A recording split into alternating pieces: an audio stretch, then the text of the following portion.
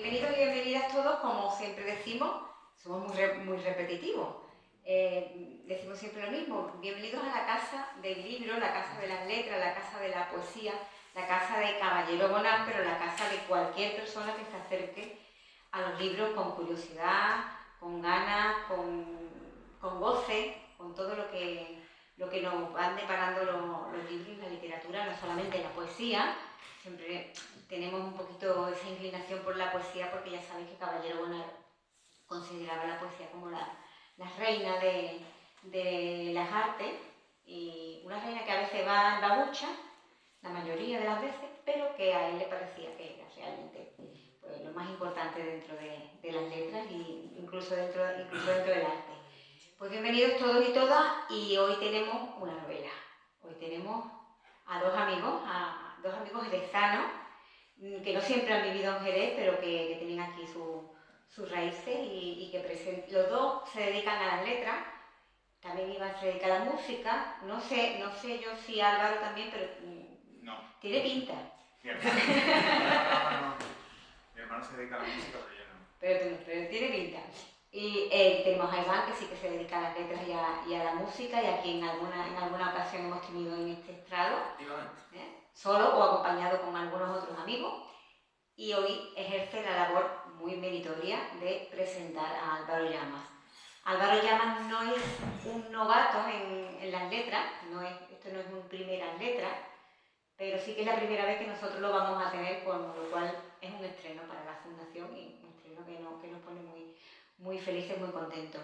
El libro, no tengo que decirlo, es precioso, es un libro con una doble portada, una doble cubierta, no una doble portada, que está dando mucho que hablar y que espero que a partir de hoy todavía dé más que hablar en su tierra y a través de nuestro canal de YouTube, que se ve en muchos lugares del mundo, pues también que siga dando que hablar. Ya no digo más nada, le paso la palabra al amigo Iván, que ya os digo que aquí se siente como en su casa y a mí me parece estupendo, porque además nos conocemos desde hace muchísimos años y hemos corrido alguna aventurilla juntos, y ya le dejo la palabra para que presente a Álvaro Llamas y nos presente este precioso libro, que os recomiendo desde ya. Pues buenas noches a todos y a todas. Muchísimas gracias a Pepa y a la Fundación por ofrecernos este maravilloso espacio. Bueno, yo al principio voy a hablar un poco de bueno, cómo conocí a Melo y tal, porque creo, no, más allá de todo lo que sea revista del corazón y tal, no voy a contar mucho, pero creo que está bien porque creo que se puede entender y puede ayudar a entender el libro, ¿no? Yo conocí a Álvaro en el Coloma, porque éramos, en fin, alumnos del Coloma, y enseguida nos reconocimos, ¿no? Porque compartíamos una cosa, que es que éramos muy pedantes. Y entonces los pedantes tienen como dos formas de relacionarse, ¿no? Cuando se conocen. O se repelen, de ahí su nombre, repelente, o participan como de la hermandad, de una hermandad secreta, y se produce un campo de fuerza. Y este fue el caso, los dos pertenecemos a la hermandad de los letraheridos y esas cosas, y rápidamente conectamos. Y bueno, de Álvaro me sorprendió desde el principio su capacidad, que ahora con esto por fin ya no vale la frase, pero decía Oscar Wilde que toda su vida lo puso en su obra, perdón, en su vida y no en su obra, ¿no? Entonces, Álvaro me parecía siempre un personaje de ficción, y creo que parte del libro, después lo hablamos si quieres, es un poco la importancia que tiene lo imaginario, la ficción, y que es tan real como la vida misma, ¿no? Entonces él era, digamos, pues eso, un Oscar Wilde de la frontera, ¿no? O sea, pero ¿de qué lo deberéis saber? Bueno, no lo sé si alguno de vosotros lo conocía, y bueno, era un esteta diletante totalmente, ¿no? Ya después yo creo que te volviste un esteta diletante y delirante, cosa que me parece también que es un progreso absoluto. Es como lo de ser pedantes, ¿no? Pues seguimos siendo pedantes, pero ya nos reímos de nosotros mismos, entonces eso siempre alivia un poco la tensión. Bueno, pues eso, nos citábamos en su casa, en su cuarto, te recibía con unos cojines y un té de rosas mientras sonaba Chopin, Schönberg y todas esas cosas. Era maravilloso porque se ríe porque cometimos perversiones inocentes de la juventud. Pero las cometimos. Y bueno, eran muy divertidas, eran muy emocionantes esas reuniones. Por cierto, descubrí que con los años yo salía siempre de su casa con dolor de cabeza. Yo decía, ¿por qué salgo siempre de su casa con dolor de cabeza? Yo pensaba que me estaba envenenando, ¿no? Pero no, después gracias a esas tertulias que teníamos con el té de rosas o de jazmín o de esas cosas que él tenía, que solo tenía él, ¿no? O sea, ya es raro hoy en día, fíjate que hay tés, pues en aquel tiempo, imagínate. Y bueno, descubrí que yo era alérgico a la teína y por eso me dolió la cabeza. Entonces dije, vale, no me estaba en sí. Bueno, no sé si sea alérgico, pero me sienta fatal la teína. Bueno, total, entonces juntamos un grupito de gente, de amigos, que nos hacíamos llamar el inquilino de Caiban con K. Y esto que puede parecer Caiban con K como un personaje de Tolkien, en realidad no era por nada, sino porque nos juntábamos en mi casa. Entonces Caiban, ¿no? Yo me llamo Iván, y entonces de ahí el inquilino de Caiban. Y entonces, bueno, pues nos lo pasamos también muy bien. Y curiosamente en el libro, os voy a leer un pequeño trocito, hay un momento en que él, muy emotivo para mí y para todos los que lo conocieron, habla en la página 48, si alguien lo tiene por ahí, habla de un amigo que estaba en el inquilino de Caiban, Sergio Gordillo, y que murió pues eso, con 17 años. Y para mí, yo creo que para muchos de nosotros, fue muy revelador porque hasta entonces se te morían los mayores, ¿no?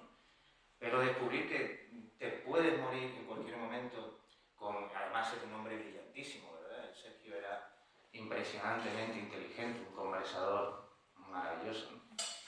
Y hay un momento en que también aprovecho para que veáis cómo él habla sobre el olvido, que también es un tema que gira en torno a la novela, y cómo aprovecha para hablar de cuando empezamos a olvidarnos, no de los gestos, no de los rostros, sino de las voces de la gente querida que murió, ¿no?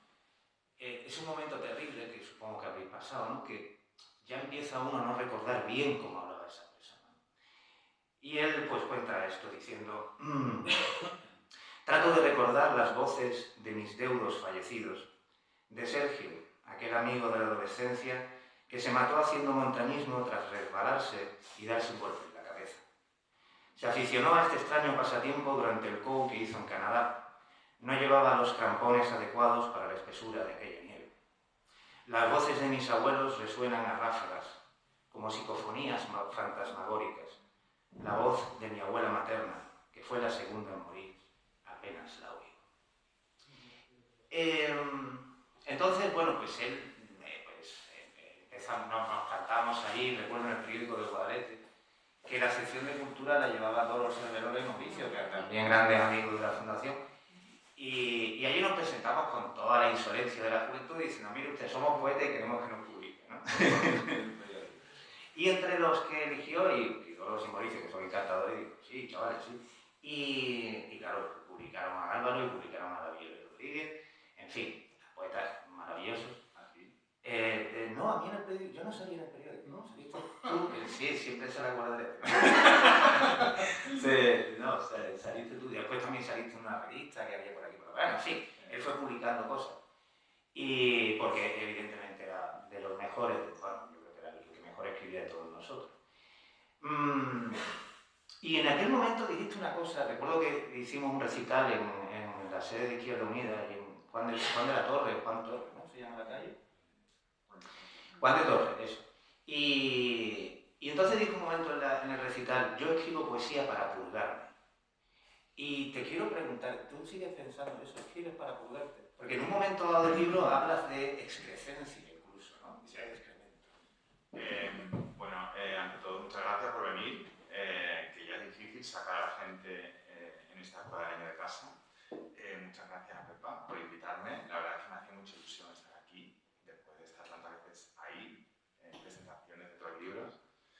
Y bueno, al fin y al cabo esta es la institución literaria más importante de Jerez, y como tú bien has dicho, yo soy aquí, así que es un honor estar aquí presentando la novela, y que me lo presenta además mi amigo Iván, que aparte de ser mi amigo, como él bien ha explicado, desde que éramos pues, muy jóvenes, es una persona a la que tengo mucho aprecio, no solo personal, sino también como poeta. Y me estaba preguntando por si yo considero lo de escribir como una purga. Pues, hombre, escribir a mí me ha costado muchísimo. O sea, esta primera novela que se publicó hace 2 años ya, me ha costado toda una vida. O sea, de esos primeros poemas que publicaron, de esos primeros premios que yo gané, ¿no? Siendo muy joven, como poeta además, que luego no me he atrevido. Ahora no publico un libro de poesía, si quieres luego lo hablamos.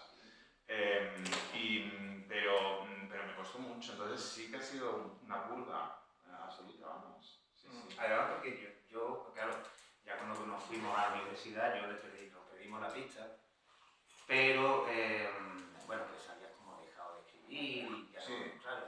Bueno, yo nunca he dejado de escribir. Es que ha sido una purga por un lado, una purga pues eso, ¿no? Porque escribir en sí te ayuda mucho a colocar ciertas cosas que tú tienes en la cabeza, ¿no? Recuerdos y simplemente expresiones más, ¿no?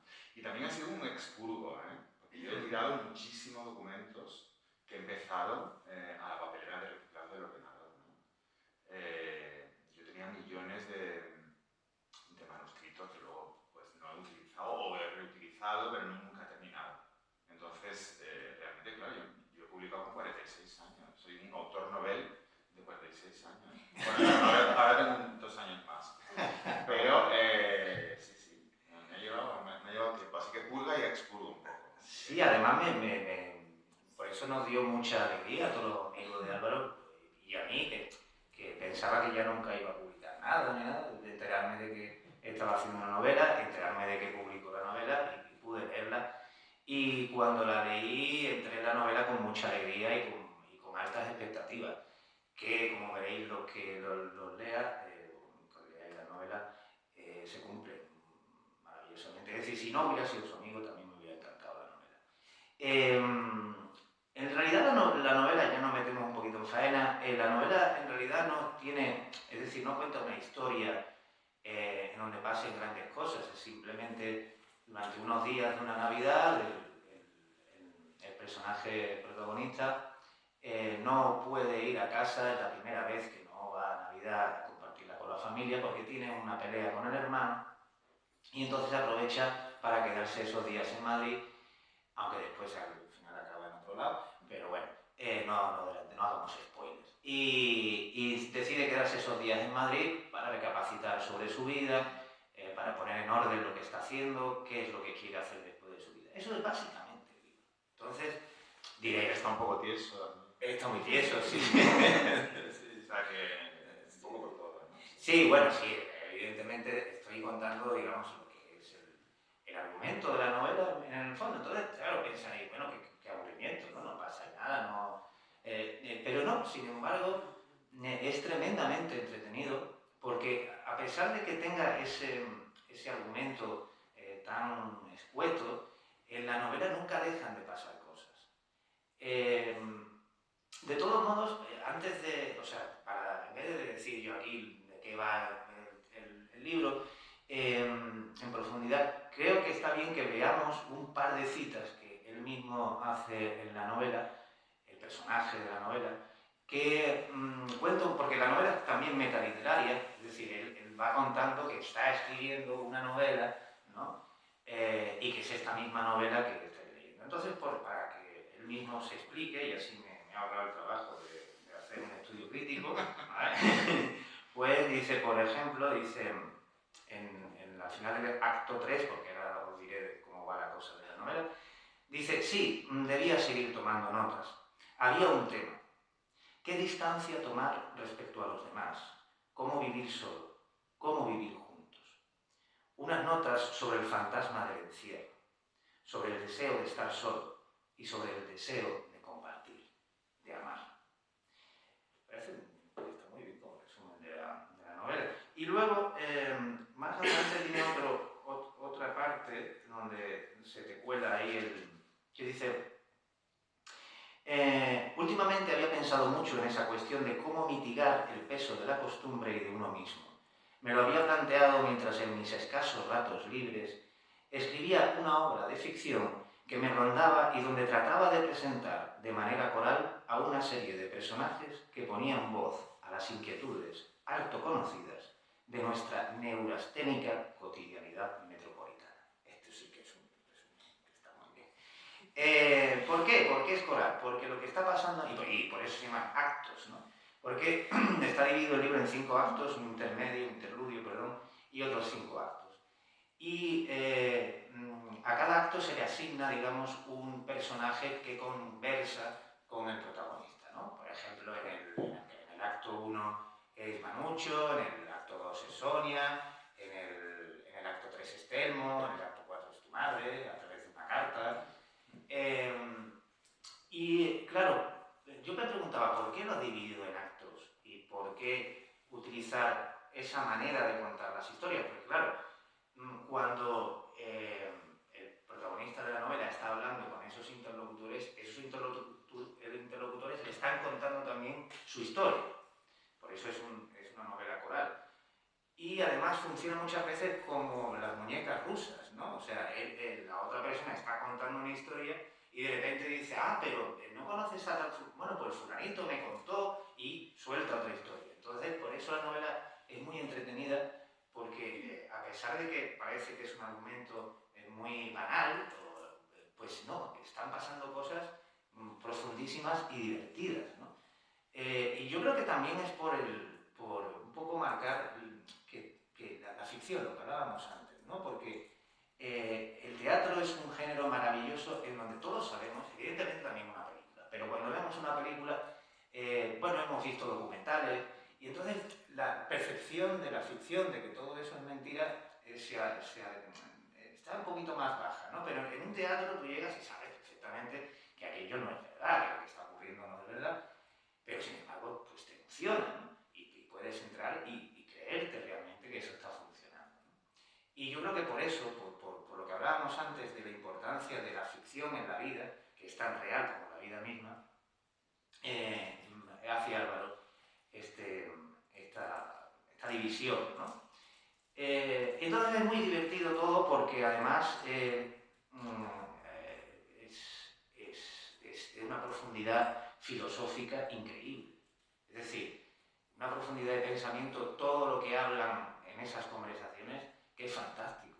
Porque aúna un lirismo y una reflexión muy profunda y unas frases lapidarias muchas veces maravillosas, y uno podría pensar, bueno, pero es poco verosímil. Pues no, funciona muy bien, precisamente porque nos está planteando que esto es un teatro, es una ficción, el famoso teatro del mundo calderoniano, ¿no?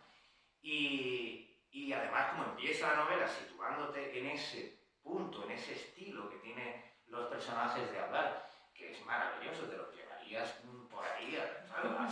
Porque aquello parece Escotado hablando con Ortega y Gasset, ¿no? Claro, porque además hay su cosa de droga y, en fin, su cosita más ¿vale? Y entonces es fantástico.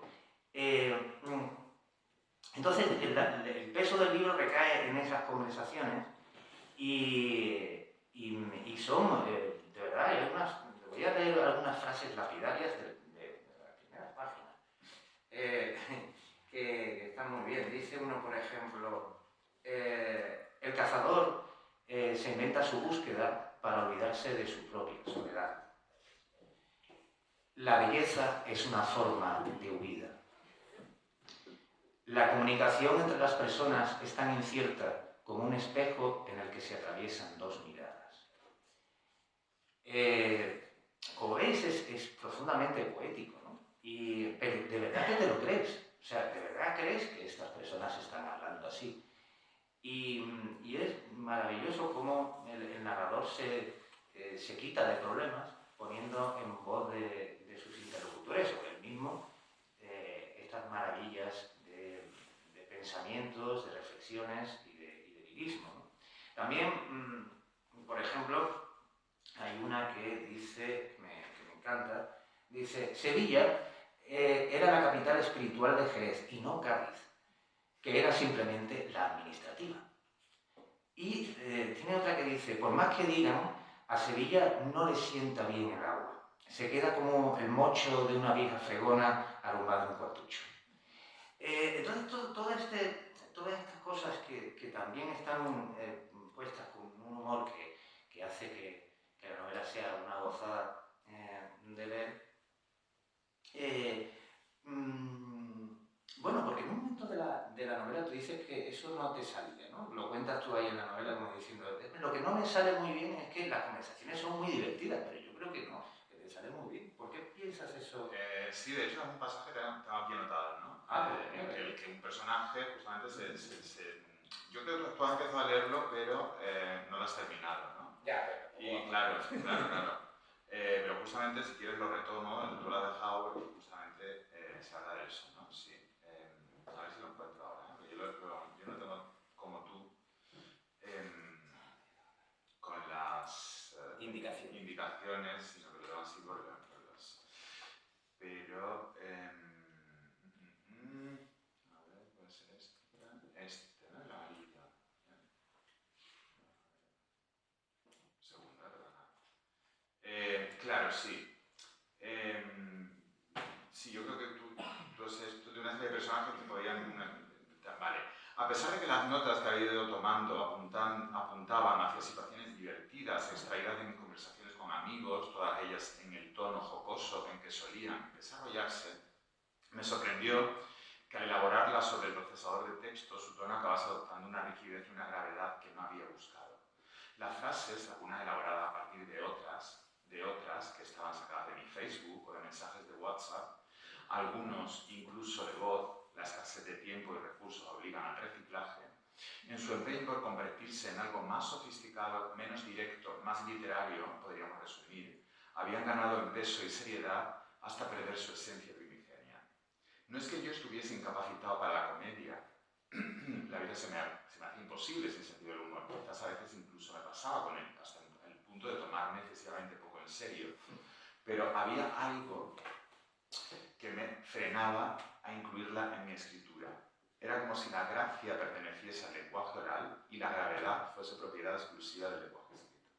Claro, es precisamente eso, ¿no? Lo que yo decía, ¿no? Pero no, pues te sale muy bien, hay momentos de verdad que están muy divertidos y que alivian el peso de algunas conversaciones porque es maravilloso, ¿no? Ellos están hablando de la vida y del tiempo y de todo, y de repente pues sueltan cosas maravillosas de la cotidianidad y muy divertidas. Eso de la importancia de las conversaciones en la novela enseguida me hizo pensar en otra novela que se cita en el libro algunas veces, que es La montaña mágica de Thomas Mann.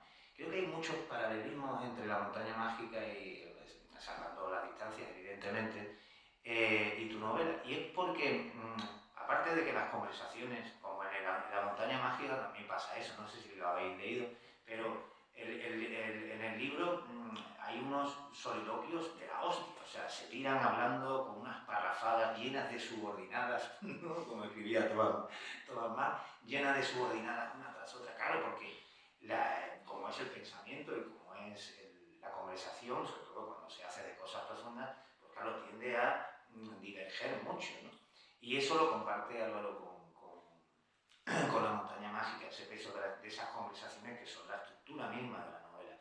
Y luego él funciona como un Hans Castor, pero que en vez de irse al sanatorio, ¿no? Te retiras a tu casa en Madrid, claro, y vas buscando ahí como la respuesta, así una sanación, en este caso más espiritual que tuberculosa, ¿no? Como la tenía Hans Castor. Y bueno, luego también los sueños. Esto me gustaría preguntarte, porque en La montaña mágica también es muy importante lo que sueñan los personajes en el sanatorio, y aquí hay mucha importancia, muchos de los personajes van contando sus sueños, tú vas contando los sueños. ¿Por qué? Pues fíjate que con eso tuve una discusión con mis editores, porque mis editores querían que yo recortase algunos sueños, ¿no? Porque decían, tanto exceso de sueño pueden hacer que esto un poco... No importe, ¿no? Digamos. Claro, pero fíjate que yo he llegado a cierto punto, creo que los sueños son o sea, no es que sean importantes, es que pasamos una media de entre 5 y 8 horas. Yo 10. Tú 10. Hombre, o sea, la gente que vivís bien, pues más.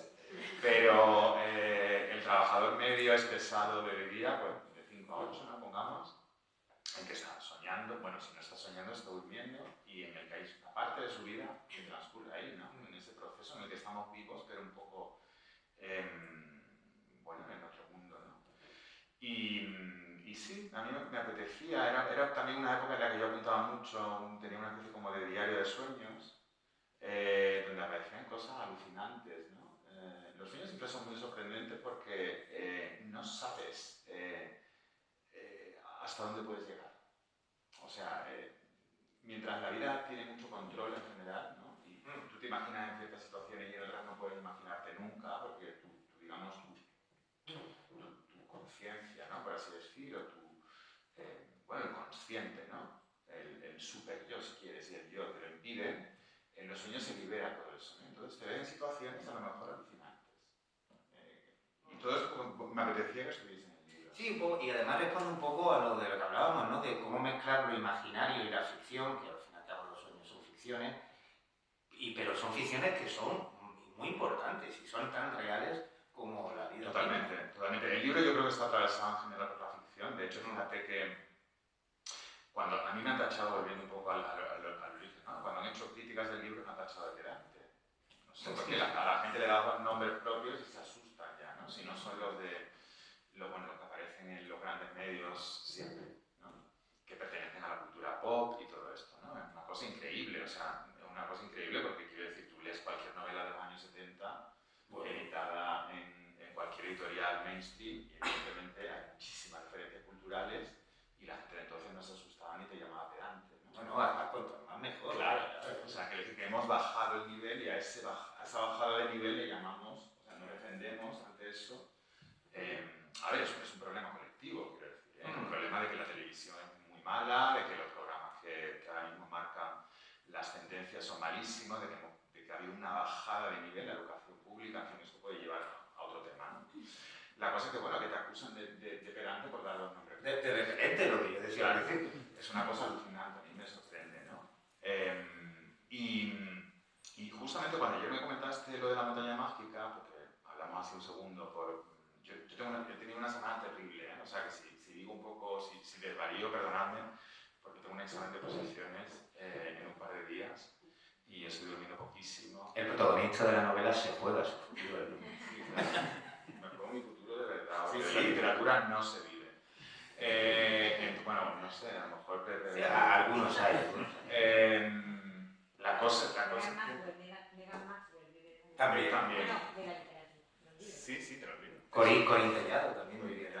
Corín Tellado muy admirada. Sí, no, yo digo nada, yo solo apunto el dato. Sí, mucho más.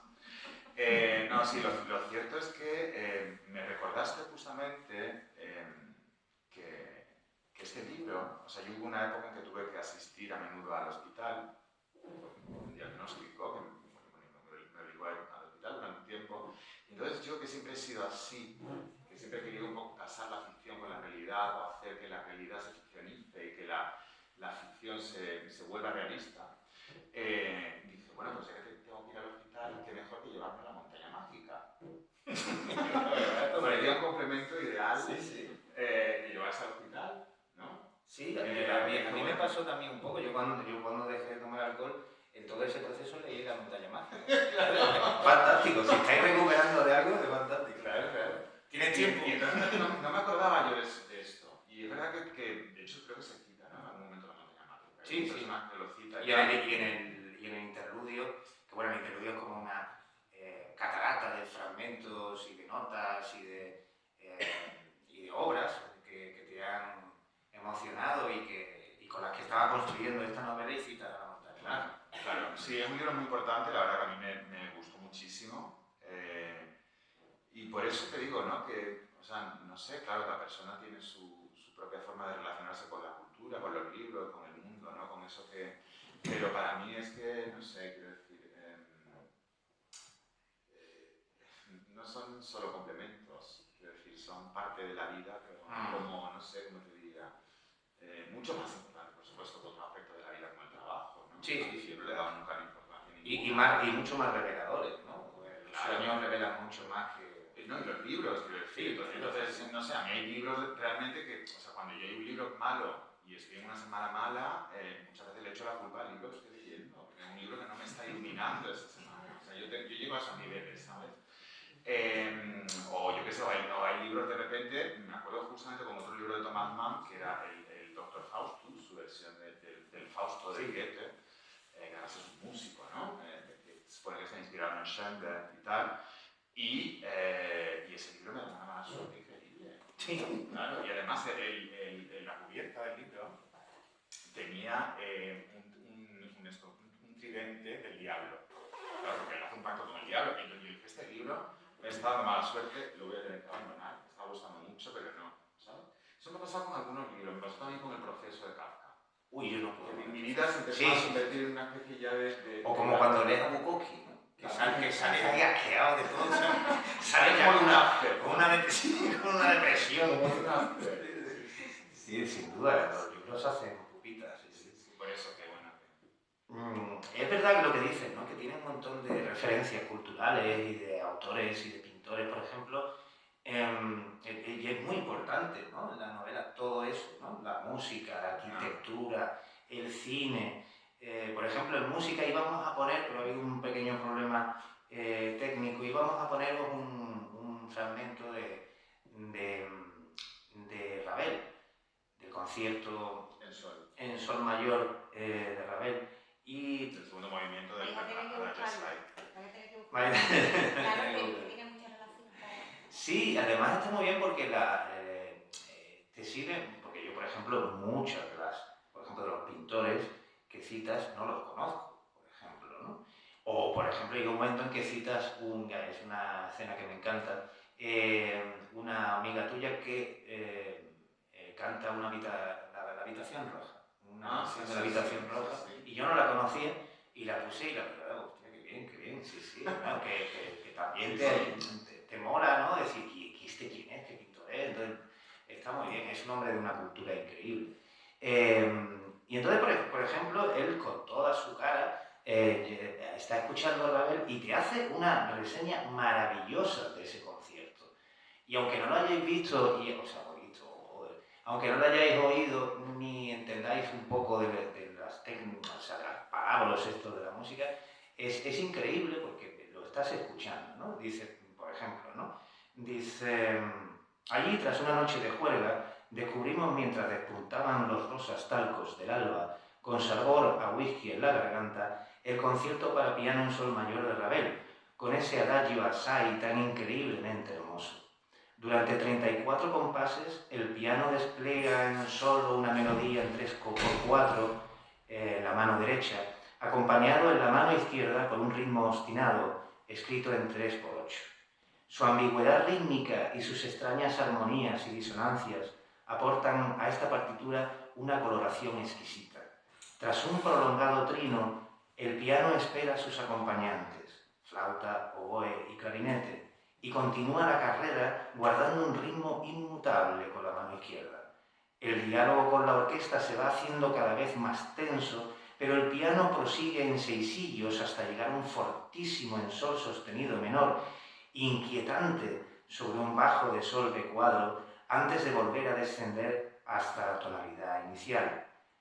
Es entonces cuando el corno inglés, con su enorme belleza tímbrica, recoge la melodía del solista que le acompaña hasta el fin confusas de una delicada fluidez. Precedido del canto murmurado de la flauta, el sonido del piano se desvanece definitivamente sobre un trino que pone punto final a esta portentosa fantasía. Tú tendrías que apagar para la reseña. A ver, yo te dije que tenías pinta de no, sí, ¿verdad? No, yo estoy rodeado de músicos porque mi hermano es músico y conozco muchos músicos y tal. En este caso te debo decir que me ayudó a la redacción, porque lógicamente yo, o sea, me sorprendió que documentar y todas estas cosas. Me ayudó un amigo músico, o sea, un músico de conservatorio, quiero decir, y me dijo, esto dilo así, o sea, utiliza estas palabras, estas otras. Yo, aunque estudié un poco en el conservatorio, no tengo ese nivel de claro. A mí me sorprendió, digo, hostia, ¿de cuándo sabe tanto de...? Sí, a ver, yo tenía las ideas que quería decir, pero bueno, no sabía cómo utilizar ciertas palabras en determinado momento y me ayudó. Qué bueno. Bueno, y eso, y yo voy a terminar leyendo un fragmento que habla un poco de, creo yo, por qué lo utiliza tan, porque sobre todo está muy presente en la pintura, ¿no? Los cuadros.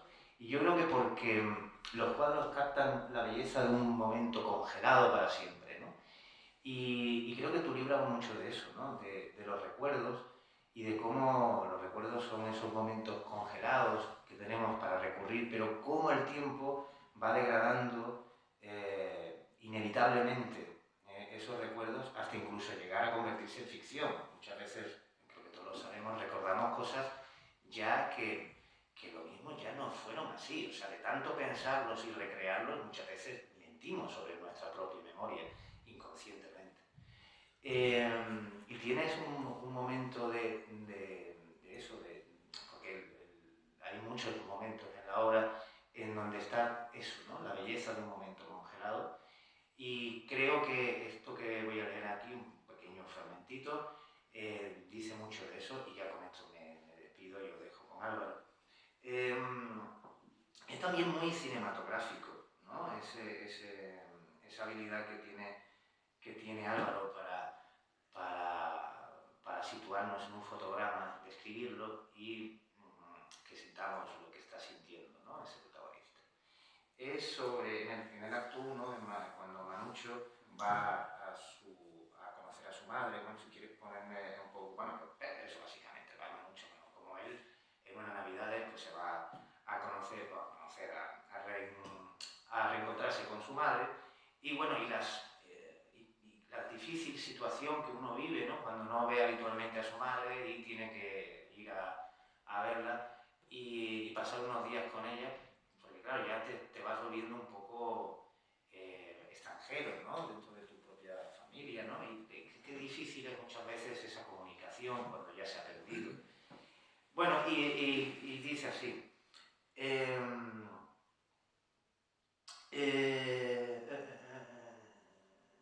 Entonces, y solo entonces, porque él vive en Inglaterra y en Galicia, ante alguna ocurrencia de mi madre, cuando a la hora en que empieza a oscurecer entro en la cocina para abrir un vino y me suelta, últimamente te veo entregado a la beberacha. Mi corazón se ablanda y consigo solidificar ese enorme sentimiento de pérdida que nosotros disminuimos llamándole morriña, así como para capturarlo, y con los ojos empañados bajo la luz amarillenta de la cocina, que se reverbera por todos los utensilios metálicos que allí hay, esparciéndose también por los vidrios texturizados de las puertas, hasta llegar a sus más recónditos escondrijos. Bajo esa luz, como te digo, no me queda otra que abrazarla. Y aún la aprieto más fuerte cuando descubro que ella responde tiesa a mi abrazo, sorprendida. Decididamente, somos terribles. Gracias.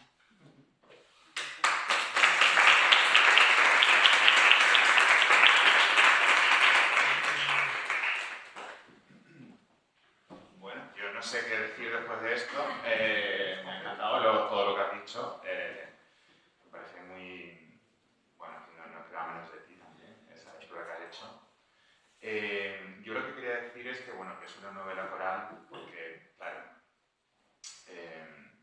aunque es una novela que intenté escribir durante mucho tiempo, al final la vida de uno es muy complicada, tiene muchas cosas que hacer, tiene que trabajar, no se puede dedicar en exclusiva a escribir, por desgracia, y entonces uno va tirando de lo que tiene más próximo, ¿no? Entonces yo tenía claro que iba a ser un libro de autoficción, ¿no? Donde se iba a hablar un poco, donde iba a haber un sosia, si quieres, una especie de alter ego mío, que no es exactamente yo, pero se parece, muchas cosas, y como no quería tampoco abusar del yo no quería abusar ¿sabes? No quería poner mi problema justo encima de la mesa y ya. Pues dije, ¿cómo vamos a hacer para que, siendo un libro de autoficción, donde se hable desde el yo, pues, bueno, pues se planteen muchas cosas de mucha gente, ¿no? Y entonces opté por esa fórmula coral, en la que efectivamente, aunque el estilo es único, porque el narrador es uno solo, pero efectivamente van apareciendo, entrando y saliendo muchos personajes. Yo creo que eso, claro, le da cierta vitalidad al libro, hace que no esté solo en una historia, sino que vaya pasando de una historia a otra, que a mí me parece interesante y entretenido, ¿no? También. Y bueno, pues al final, efectivamente, decidí que fuese por actos y con un preludio, más que pensando en el teatro, pensando en la ópera, ¿no? Porque, claro, la ópera tiene algo también muy artificial, como es la novela, ¿no? El teatro a lo mejor puede ser más naturalista, porque es únicamente la voz y los personajes, ¿no? Pero la ópera ya es el gente que está cantando mientras se mueve, ¿entiendes? Entonces yo quería que esto fuese un poco así. Quería que hubiese gente hablando todo el rato en una especie de salmodia extraña, ¿no? Porque además yo creo que vivimos en unos tiempos que necesitamos mucho comunicarnos y hablar, pero al mismo tiempo el lenguaje que utiliza el personaje es absolutamente artificial, claro, es un lenguaje que no es el lenguaje de la calle, no es naturalista, es un lenguaje muy elaborado, muy literario, en fin, si la gente lo que va buscando es naturalismo... Pero resulta verosímil, lo que dije antes, ¿no? Resulta verosímil porque te importa. Es decir, creo, lo decía Hitchcock, ¿no? Decía, porque es verdad, te pones a analizar Vértigo, por ejemplo, que es una maravilla, es una obra maestra absoluta del cine, y evidentemente nada allí es verosímil, pero al espectador le da igual, o sea, porque es tan bello lo que está diciendo, es tan importante. Pero es que en realidad en la literatura en general, bueno, en casi todas las obras artísticas, o entra o no entra, claro. O sea, sí, ¿no? Esa es la cuestión, básicamente, ¿no? Pero tú como empiezas, ¡pum!, del tirón, enseguida entras en ese código y dices, ah, vale, los personajes van a hablar así, ¿no? Entonces entras muy bien y además que el primer acto es maravilloso, porque tiene, ahí está todo lo que va a pasar en la novela, pues te seduce desde la primera página.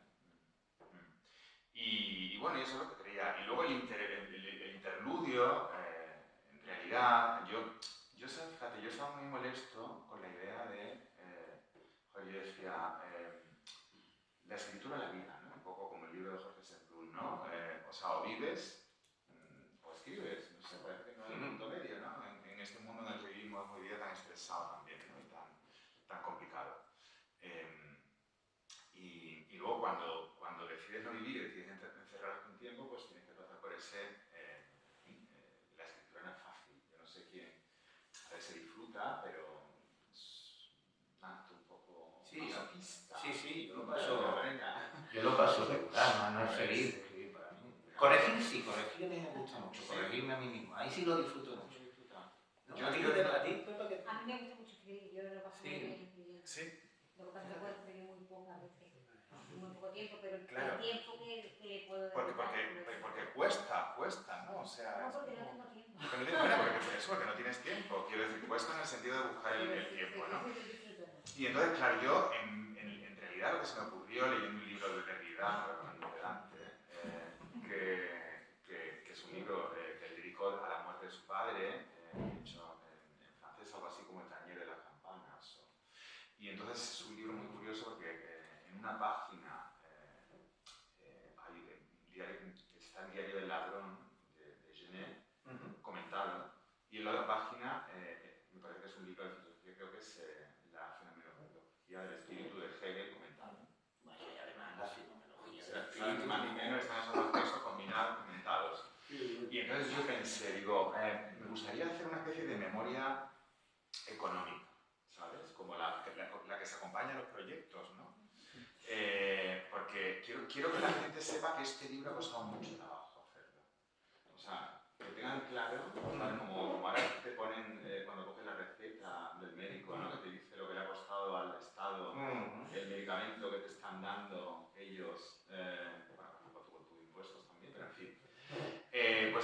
decía, ¿sabes? De alguna manera, como dejar constancia de todo el esfuerzo en tiempo, en recursos, bueno, sobre todo en tiempo, ¿no? Que cuesta hacer un libro, que a mí al menos me había costado hacer este libro, ¿no? Y entonces, en lugar de una memoria económica o una memoria de trabajo, que iba a ser como una especie como de libro diario muy complicado, pues dije, mira, voy a intentar simplemente meter todos esos libros que me han estado acompañando, que me han estado como ayudando un poco también a hablar de los temas que me interesan, en boca de los personajes, que suelen ser casi todos ensayos filosóficos en su mayoría, otros no, libros de Roland Barthes, que hablan un poco sobre, bueno, pues sobre ese dilema que tenemos los humanos, de al mismo tiempo de buscar la soledad por un lado y la necesidad también de buscar, de estar con otros, ¿no? Esta idea también un poco de las órdenes monásticas primeras, ¿no? Que habla mucho Roland Barthes de eso, ¿no? De cómo las primeras órdenes monásticas había un equilibrio casi perfecto entre la vida en común y la soledad, ¿no? Que luego, bueno, ya llegó Benito con sus reglas y se las cagó un poco, ¿no? Y bueno, pues todo eso está aquí. A ver, es un libro que pertenece a una época de Madrid, en la que yo viví en Madrid, complicada. Yo quería hacer un estudio sobre la melancolía moderna.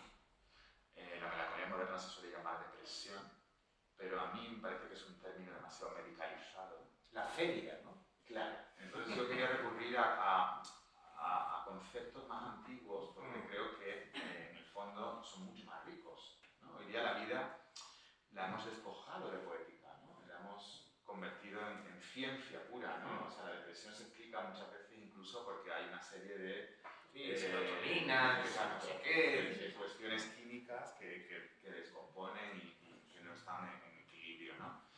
Y a mí, sin embargo, me gustaba mucho la idea de la feria medieval, que es, bueno, el mal que sentían muchos monjes, además, ¿no? Porque era el mal del clero, ¿no? Sí, sí. Del clero que estaban en conventos, ¿no? Dante le dedica un círculo al infierno. El quinto. Dante le dedica un círculo al infierno horrible, además. Porque luego la feria se independizó, se convirtió en lo que hoy entendemos por pereza. Pero la feria era otra cosa. Sí, era otra cosa. Era también no estar agradecido a Dios. Era esa idea de no estar conforme con la vida que tenemos. Y a mí me gusta mucho esa idea del descontento, ¿sabes? De, por un lado, no estar agradecido a Dios. El rencor vital. El rencor vital, por un lado, mezclado con el tedio, mezclado con el abandono y, bueno, pues todo eso mezclado a mí, que me parece que es el concepto de la feria medieval, que está perfectamente explicado en los tratados de los padres de la Iglesia y todo eso, de una manera increíble, era el concepto que yo quería sacar porque creo que es un concepto que de nuevo vuelve, o sea, como todo, ¿no? O sea, hoy día vivimos en un malestar continuo debido a múltiples cosas que no solo son personales, sino que son sociales, evidentemente. Y bueno, me parecía que la depresión, como la entendemos actualmente, ¿no? En un sentido más medicalizado, más, bueno, pues no me daba el punto que yo le quería dar a esta reunión de amigos que necesitan hablar, pero no tampoco por cosas terribles, porque a ninguno de ellos le ha pasado nada grave, ¿no? Sino porque la vida diaria está como llena de desencanto muchas veces, ¿no? Sí, nos sentimos todos un poco estafados, ¿no? Claro. Hay una sensación como... Claro, y evidentemente están las cuestiones materiales, de la precariedad, de los trabajos malos, de la falta de tiempo, de que la gente no se entrega nunca, ya no solo en el amor, sino en las amistades, ¿no? O sea, esa cosa un poco rápida en la que vivimos, ¿no? Esto que decimos es un poco viejo, ya no hay compromiso, ¿no? Se están perdiendo los compromisos políticos, obviamente, en fin, todas estas cosas que estamos viendo incluso ahora, ¿no? Que es muy políticamente incorrecto decirlo, pero la verdad es que no dudo que haya mucha gente que esté realmente haciendo un gran ejercicio de solidaridad con lo que ha pasado en Valencia, pero yo no dejo de ver también mucho narcisismo, sobre todo en determinadas redes sociales y tal, donde la gente se pone delante ellos del problema, o sea, están robando protagonismo a las víctimas. Quiero decir, esto es una cosa muy de ahora, ¿no? Entonces, bueno, pues es el mundo en el que vivimos. Yo creo que esto está todo ese malestar vital está aquí en este libro. Yo ya no estoy aquí, yo ya estoy un poco mejor. Ya vas a probar las oposiciones, vas a ser un hombre. Bueno, espera, porque igual la semana que viene estoy peor que... y me meto en la web, en la dark web, a buscar la pastillita del asunto, que estaba en la última película. A ver si se encuentra en la Nicur, no sé si la habéis visto. Almodóvar es otro, por cierto, al que acusan siempre de no naturalista. Ah, sí, ¿verdad? Bueno, y es muy gracioso porque los americanos, que parece que lo han descubierto, se quejaban de que la última película, que es en inglés, como sabéis, y decían, es que los estadounidenses no hablan así, se pensarían ellos que nosotros hablamos como si fuera algo de una película. ¿Sabes? Que claro, como ellos son así, que si tienen un retórico español, o sea, de hecho... Bueno, y de hecho, por ejemplo, Casablanca, ¿quién habla así? Hace boom, suena ahí una voz. ¿Qué acidez? Dice, será el sonido de mi corazón. Claro, eso nadie lo dice, pero te da igual, ¿no? Además necesitamos eso y necesitamos hablar así. Y muchas veces trato de hablar también como se habla en el cine, o en los libros, porque quiero decir, si no, la vida es muy insípida. La vida en general es muy insípida, hay que echarle un poquito de sal y un poquito de Y otras cosas. Y otras cosas. Y bueno, pues no sé, yo no sé, igual es un poco tarde, ¿no? Yo tengo un pasaje que leer. Sí, a mí también, si tenéis, por cierto, alguna pregunta que hacer, por supuesto, es a vuestra disposición. Preguntas íntimas también, no me importa responder. Yo tenía aquí un pasaje que quería leer, porque sobre todo un pasaje como que es muy diferente al resto del libro, y para que veáis un poco que no es solo de estas cosas que hemos hablado, sino que hay un poco de todo. Bueno, lo voy a leer y luego vais pensando en alguna pregunta, si queréis, y me la hacéis. Bueno, en el segundo capítulo aparece una persona que existió realmente, yo creo que es la más fiel, es el personaje más fiel a la realidad que hay en el libro, que es Sonia, se llama igual, que es una compañera mía de la facultad, fuimos muy amigos durante una época y luego le perdí la pista y tal. Y entonces dice así, ¿no? A sus 26 años, el oleaje de la vida le había dado varios revolcones, así que esta vez estaba dispuesta a divertirse. Un suceso definitivo por el que dejé de hacer encuestas, contaba, ocurrió una tarde lluviosa en primavera. Hacía poco que había terminado con Fede y estaba en pleno desconsuelo. Cada vez que visitaba una casa, iba recogiendo toda la pena que en ella pudiese respirarse, esa pena que se aloja en los retratos familiares, en los sofás desfondados, en las habitaciones vacías, en las cocinas donde se instala la incuria. Esa tarde andaba en una barriada de Sevilla, me había recorrido un bloque de arriba abajo y solo me quedaba un encuestado para irme a casa. Cuando llegué al segundo o al tercero, no recuerdo bien, aproveché que había una ventanilla en el rellano para fumar allí un cigarrillo. Deslicé con la mano una de las hojas de aluminio y me sorprendió el rugido de la tromba de agua que golpeaba la tierra. Puede que incluso diese un respingo. Una omnímoda cortina aguachinada de color parduzco hacía que todo lo que abarcaba mi vista se desvaneciese sin remedio. Los arriates mal cuidados, los bancos solitarios de la plaza, los otros bloques de pisos. Los charcos, al principio diseminados, parecían saltar hasta abrazarse unos a otros, y en poco tiempo el agua corría con bravura por todos lados, causando gran estruendo en los canalones, precipitándose desflecada por los canoncitos que bordeaban la plazoleta, salpicándome con impudicia la cara. Fuera por tristeza, por miedo o por simpatía con aquel chaparrón, me puse a llorar desconsoladamente. El agua terrosa de la lluvia se mezclaba en mis labios con el gustillo salino de las lágrimas. Así estuve un buen rato, sin que nadie me molestase, sin ser demasiado consciente de dónde me hallaba, acompañada en mi pena por aquel fenómeno de la naturaleza, como nunca en todo ese tiempo lo había estado por ningún amigo o familiar. No sé cuánto tiempo estuve así.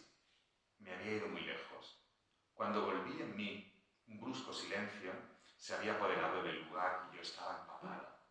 Todo se había impregnado de un olor casi metálico, también mi ropa, y la vista ante la ventana recuperó sus contornos, aunque todo estaba deslucido y mojado. Por más que digan, a Sevilla no le sienta bien el agua, se queda como el mocho de una vieja fregona arrumbada en un cuartucho. Poco a poco fui notando el gotear de las cosas del mundo, en una suerte de pianísimo al final de un movimiento lento. Mientras me secaba el pelo con las manos, recordé que aún tenía una encuesta por hacer, así que cuando me recompuse mínimamente, me dirigí a la puerta más cercana y llamé al timbre. Casi al instante, un anciano muy delgado me abrió y se quedó extrañado mirándome, como si mi presencia y mi aspecto fuesen del todo inoportunos, como cuando uno se descubre algo raro en la piel. Estaba empezando a soltarle mi habitual. Disculpe la molestia, me gustaría hacerle una pregunta si tiene tiempo.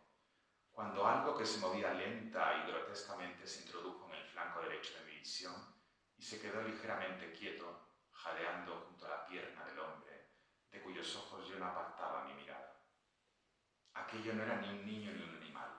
Estaba convencida de que tampoco era un enano al uso. De lo que estaba segura es que no debía mirarlo, porque aquello, fuera lo que fuera, era espantoso. Tartamudeando de golpe, me agarré a los ojos del anciano, que como reflejo ante el terror que yo era incapaz de disimular, comenzó a arquear la boca, una boca de labios finos y ajados, posiblemente déntula, hasta conformar una horrible sonrisa. No recuerdo de qué manera arrojada conseguí darme la vuelta y salir pitando escaleras abajo, como alma que lleva al diablo. Ni tampoco recuerdo cómo hice para no resbalar por aquellos tramos empinados y oscuros de peldaños mojados. Creo que nunca he sentido, como en ese instante, el vértigo atroz e inhumano de volar. Después de vomitar en el primer alcorque inundado que encontré en la calle, porque el pánico me había revuelto las tripas, me juré que dejaría ese curro y que ni por asomo volvería a realizar un trabajo parecido.